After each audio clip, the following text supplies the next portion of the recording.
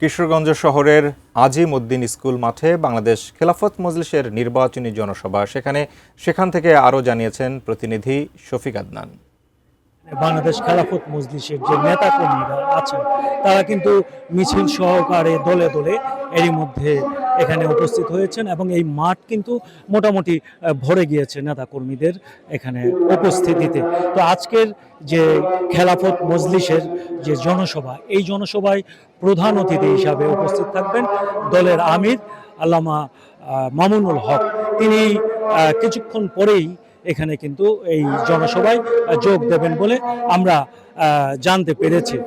আয়োজকরা আমাকে জানিয়েছেন তিনি আজকের যে নির্বাচনী জনসভায় গুরুত্বপূর্ণ বক্তব্য দিবেন এবং নেতাকর্মীদের দিক নির্দেশনামূলক বক্তব্য দেবেন।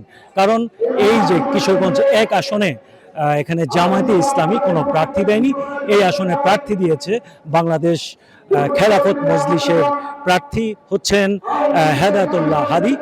তাদের প্রার্থীর প্রতীক হচ্ছে রিকশা। এই রিকশা প্রতীকে তিনি ভোট চাইবেন এবং এখানে নেতা কর্মীদেরকে উজ্জীবিত করতে তিনি দিক নির্দেশনামূলক বক্তব্য দেবেন। তো এই ছিল আমার কাছে কিশোরগঞ্জের বাংলাদেশ খেলাফত মজলিসের যে নির্বাচনী জনসভার খবর।